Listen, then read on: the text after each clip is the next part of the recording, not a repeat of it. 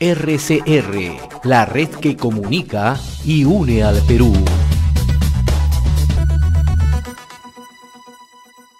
Hasta ahora queremos saludar y agradecer como siempre la amabilidad que tiene con RCR al doctor Walter Flores Arauz, expresidente del Consejo de Ministros, expresidente del Congreso de la República. Qué gusto saludarlo, doctor Walter Flores Arauz, muy amable como siempre. Muy buenos días, Pepe, encantado de estar con ustedes nuevamente. Leía con atención su reciente columna en el diario La Noticia titulada Fondo y Forma en el Parlamento, ¿no?, donde usted se refiere a la situación política, ¿no?, y señala además, ¿no?, una pregunta que probablemente nos estamos haciendo todos los peruanos, ¿no? ¿Y qué tenemos que hacer ahora? ¿Qué hacer ahora frente a la situación política? Mira, Pepe, estamos acostumbrados mucho en el Congreso a ver diversas bancadas, en la actualidad excesivas. A diferencia del Poder Ejecutivo, el Congreso es una copropiedad, un condominio, son diferentes bancadas. El Poder Ejecutivo diríamos que es una propiedad única. Hay un solo gobernante que nombra como quiere, nombra, saca, manda a la calle ministros a su libre albedrío. Es uno solo, no tiene que consultar con nadie. Él es el presidente, es unipersonal. El Congreso son 130. En consecuencia, es como una junta de propietarios en un edificio. No camina nada si no se ponen de acuerdo. Ahora, para ponerse de acuerdo, hay primero comisión y después lo acordado en comisión, que es un círculo más pequeño, se lleva al grande, que es el pleno. Pero es difícil, porque son demasiadas voces. Y además una dificultad mayor, cuando hay cámaras porque la prensa está allí, mucha gente se transforma. Se sienten, si son mujeres, diva, y si son hombres, se sienten actores. Acordémonos que hemos tenido varios de esos tipos que se transformaban, realmente eran otras personas cuando veían una cámara y comenzaban a decir hasta tonterías con tal de salir en televisión, que sean escuchados en radio, salir en periódicos, etc. Entonces, la lógica, la racionalidad, la prudencia, ¿a qué te obliga? A conversar fuera de las cámaras, en una comida, tomándote un café, hacer lo que se llama el lobby entre los parlamentarios, conversar entre ellos sin la presión ni de los 5 minutos máximos que te dan para hablar, ni tampoco de la presión de las cámaras. Conversas, y es natural que converses. Conversando, dialogando, se puede llegar a concertar. Y concertar, ¿qué cosa es? Ponerse de acuerdo. Y para transar en posiciones hay que hacer mutuas cesiones y concesiones. Pero es muchísimo más fácil hacerlo fuera y después llevarlo adentro, cuando ya tienes el acuerdo más o menos maduro. Eso es lo que se hace y siempre se ha hecho. Ramiro Prealé decía, conversar no es pactar, ¿te acuerdas, Pepe? Así es. Pero Mario Polar le agregaba otra cosa, y si se pacta, cuánto mejor. Y es verdad. ¿Cree usted que en el Congreso, con toda esta situación que se está presentando, es posible alcanzar un pacto? Y se lo pongo en la realidad, ¿no? Porque usted también dice, debe imponerse la primacía de la realidad. ¿Hay posibilidad de adelanto de elecciones? ¿Es lo más conveniente? ¿El Congreso podría adelantar elecciones en medio de toda esta presión que tenemos? Mira, Pepe, yo principistamente considero que los plazos son de orden público y no tienen por qué ser modificados. Gente que ha sido elegida por 5 años no tiene por qué irse antes. Hubo un antecedente, no diré precedente, un antecedente que fue lo de Fujimori. Fue vacado, se hizo unos cambios constitucionales transitorios con el apoyo y el auspicio de la OEA, que hizo de bisagra para poder llegar a acuerdos. Se redujo el periodo parlamentario y el presidencial y se puso en el pasando del Palacio Legislativo al Palacio de Pizarro, se puso a Valentín Paniagua. Pero fue una cosa muy excepcional. Si hoy día comenzamos a manosear el tema y hacerlo con regularidad, realmente nunca vamos a tener estabilidad. Pero si eso ayuda, si eso soluciona, si eso nos lleva a la paz social, pues la primacía de la realidad. Primero la paz, después el derecho. Entonces, cabe la posibilidad de encontrarle esta salida, pero usted también mencionaba algo muy relevante hace unos instantes, ¿no? No se está conversando ni el Ejecutivo, ni mucho menos en el Congreso, ¿no? Entonces, ¿qué nos espera? Si los Hay parlamentarios que tienden a... conversar. Ahí el presidente del Congreso tiene una gran labor. Su labor no solamente es presidir el pleno y tocar la campanilla. Él tiene que buscar fuera de cámara, fuera del hemiciclo, llamar a consensos, a reunirse con la gente, hacerle bisagra. Tiene que haber alguien que opere para poder llegar a acuerdos. Si no hay un operador, un facilitador, es muy difícil, Pepe, llegar a acuerdos. Necesita siempre alguien que lo estimule. Y yo creo que debería ser el presidente del Congreso, que tiene pues cierto predicamento con todas las bancadas. El otro tema, doctor Andrés Flores Arauz, ¿no? La situación en algunos puntos del país, ¿no? ¿Cómo tiene que actuar el Ejecutivo en estas circunstancias? Estamos viendo lo que ocurre en Puno, lo que ocurre en Cusco, ¿no? Donde hay mucha resistencia al diálogo, hay mucha resistencia a establecer un canal de acercamiento con el Ejecutivo. Y hay quienes dicen que el Mira, Ejecutivo también está Pepe, haciendo poco para buscar esos canales. mira, Pepe, tú hablas lo de Puno. Mira lo que ha sucedido ayer, antier, con Piscifactorías de los Andes. Lo conozco bien porque es una empresa que se atiende en nuestro estudio. Está exportando muchísimo, por lo menos estaba trucha, y trucha congelada, igual que el, la trucha, igual como la venden los chilenos, que lo que venden es salmón. Salmonada, ¿no? Así es. Estábamos compitiendo en el mundo. Se iba a convertir esto en algo parecido a lo de las agroindustrias. Van estos vándalos, queman motocicletas de los mismos trabajadores, dejan a 200 mujeres sin trabajo, que son las que hacían el eviscerado. ¿Y qué pasa?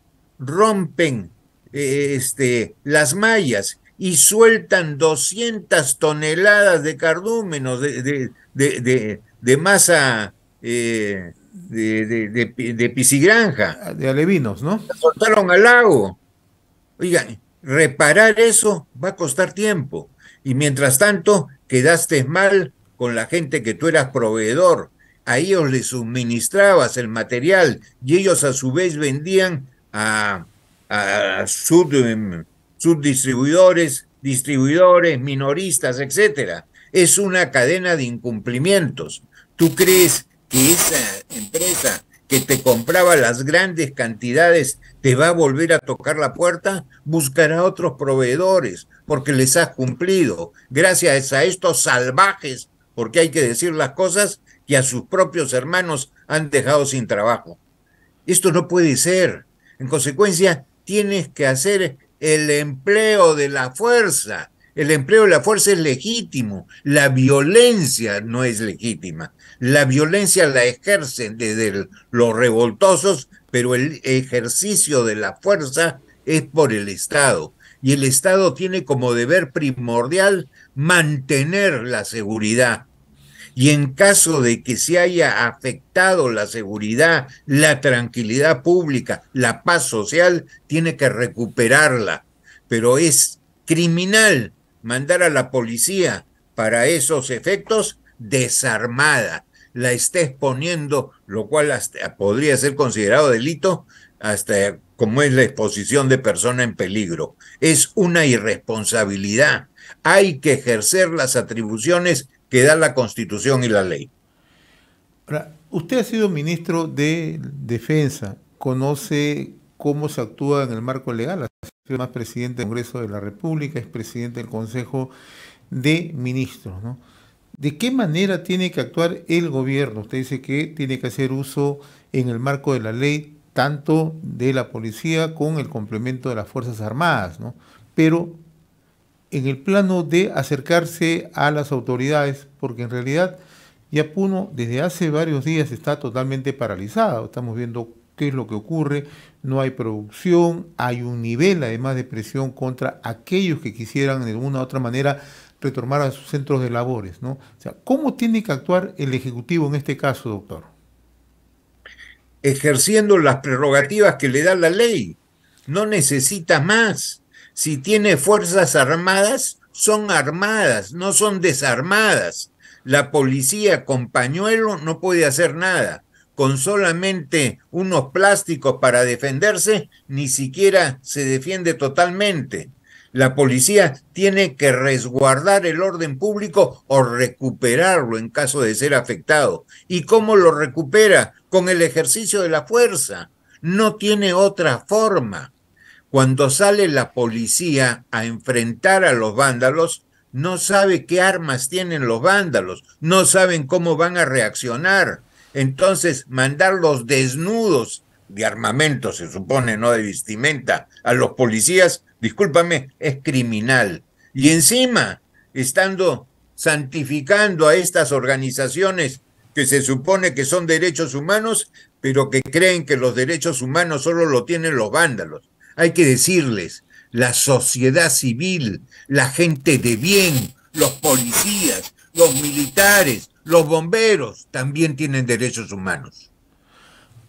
Usted mencionaba hace unos instantes lo que ha ocurrido en Puno, ¿no? Con esta empresa dedicada a la piscicultura, ¿no?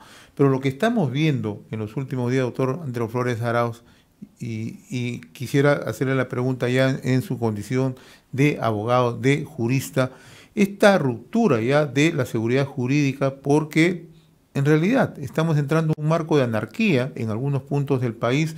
¿Cuánto nos afecta como país? ¿Cuánto nos afecta para las inversiones? ¿Cuánto nos afecta como credibilidad para poder siquiera tentar que algunas inversiones puedan llegar en el presente año? Pepe, te lo digo, además de los efectos internos, si tú rompes algo, tienes que repararlo o restituirlo. Eso significa trasladar fondos que pudieran ser para nuevas obras a reparar lo que ya existía. Dejarás de hacer colegios, dejarás de hacer hospitales, dejarás de hacer postas médicas para reparar lo que te han hecho pomada estos salvajes. En consecuencia, ¿quién va a sufrir? Toda la población, que no va a tener las cosas nuevas que se esperaban con los impuestos que pagamos todos los peruanos. Dejarán de hacerse algunas carreteras, dejarán de repararse otras, porque tendrás que sustituir o reparar lo que te han dañado estos irresponsables vándalos. Allí hay un daño interno muy grande, pero el daño externo es muchísimo mayor. Si tú ves, esto no es un vandalismo interno, esto está preparado, Pepe. Yo no creo en las coincidencias. Hay causalidades, no coincidencias. No es coincidencia, pues, que te quieran tomar aeropuertos simultáneamente. Te los quieren tomar para que no lleguen las tropas aerotransportadas. Que simultáneamente te tomen una diversidad de carreteras. Han concordado previamente y eso no es fácil. O sea, que hay acá gente de Cuba o de Venezuela que está incitando, que está preparando este tipo de cosas. Además de las no coincidencias, sino causalidades, mira tú cómo preparan el vandalismo. ¿Sobre qué? Sobre las principales actividades que generan trabajo y mayor prosperidad a la población. Se tiran contra la agroindustria, porque si tú interrumpes carreteras y no puede llegar los alimentos a la población que lo requiere, esos alimentos se pudren. Y si son para la exportación, como la palta, como los arándanos, como los espárragos, como los mangos, como la uva y tantos otros, estás incurriendo como proveedor con tus clientes. Y ese cliente, que es seguramente un gran mayorista de Estados Unidos, de Europa, de Canadá, de China, no te va a volver a comprar porque le incumpliste. Habrá pago de falsos fletes, habrá problemas de fletes que se dejan de utilizar, habrá problemas de seguros, en fin, infinidad de problemas. Igual sucede con la minería. La cosa es más grave porque dejarás de percibir los impuestos. En el plan, en la minería tienes por lo menos la ventaja de que el mineral está ahí. No lo has podido extraer o no lo has podido exportar en este momento, pero lo podrás hacer luego. En la agroindustria, lo que no exportaste hoy día, lo que se malogró, solo sirve para echarlo a la basura. El otro rubro que te atacan, ¿cuál es? El turismo. El turismo es un gran ingreso para el país. ¿Tú crees, por el amor de Dios, querido Pepe, que alguien que ha estado en el Cusco y que habla a sus familiares y amigos va a querer volver al Cusco después del maltrato que le han hecho? Es tremendo. Se hacen el harakiri estos salvajes. ¿Cómo es posible que viviendo del turismo, porque no tienen otra cosa, hay que ser clarísimos, oigan, se hagan el harakiri y se maten ellos mismos su propio ingreso? ¿Cuánta gente que trabajaba en hoteles, en hostales, en albergues se ha quedado sin trabajo? ¿Cuánta gente que tenía que ver con las artesanías? ¿Cuánta gente que eran guías de turismo? Oigan, el daño es enorme y el colateral aún mayor. Ahora, esto me lleva a plantearle la siguiente pregunta, doctor Antero Flores Arauz, ¿no? El plano externo, ¿no? Hemos visto el último fin de semana una respuesta bastante firme de parte de la presidenta Dina Boluarte contra expresiones del presidente de Colombia, Gustavo Petro. Pero no solamente ha sido lo del presidente de Colombia, hemos visto que permanentemente también ya hay una injerencia de parte del presidente de México, Andrés Manuel López Obrador. Hemos visto que también el presidente de Chile, Boric, ha hecho lo propio en su momento, ¿no? O sea, esto usted lo mira como que forma parte de una escalada internacional contra el Perú. Pero sin ninguna duda, no nos olvidemos de que el Perú es una perita en dulce. Su ubicación es estratégica, es un país estratégico frente al Pacífico y que hace el nexo con el Atlántico a través del Brasil. Miren, si miramos el mapa de nuestra Latinoamérica, los únicos países que se han venido salvando es, en cierta medida, el Perú, Paraguay y Panamá, porque incluso en las últimas elecciones de Ecuador, que muchos consideraban en una zona segura, ya el grupo de centro perdió las elecciones y ha entrado de nuevo esa izquierda obtusa que ya conocemos. En consecuencia, nos están mirando de fuera, pero lo que está haciendo el Perú es insuficiente. ¿Qué se hace, por ejemplo, en la diplomacia parlamentaria? Nada. ¿Para qué están las ligas de amistad parlamentaria con montones de países?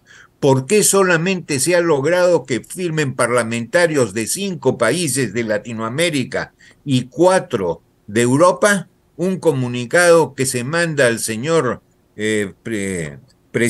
secretario general de la OEA protestando por esta grave situación que perjudica al Perú? 9 países en el mundo. ¿Dónde están las ligas de amistad? ¿Qué ha hecho la diplomacia parlamentaria? ¿Por qué nuestros embajadores no han conseguido firmas de otros países? ¿Estarán en el coctelito? ¿Estarán de repente visitando a sus parientes en otro lugar? ¿Qué están haciendo? Oigan, esto merece que haya una coordinación entre Cancillería y Parlamento. La diplomacia parlamentaria es esencial. Miren, en el año 2005-2004 las relaciones con Chile estaban en su punto más bajo, una situación de enfriamiento tremendo. Firmamos en Bogotá una declaración con Sergio Romero, el presidente del Senado de Chile, y se logró apaciguar las aguas y regresar la relación bilateral a los niveles que habían tenido. Se terminó con ese enfriamiento. Sirve la diplomacia parlamentaria, hay que usarla. Los embajadores están para algo, no solo son para recibir un sueldo. Empléenlos.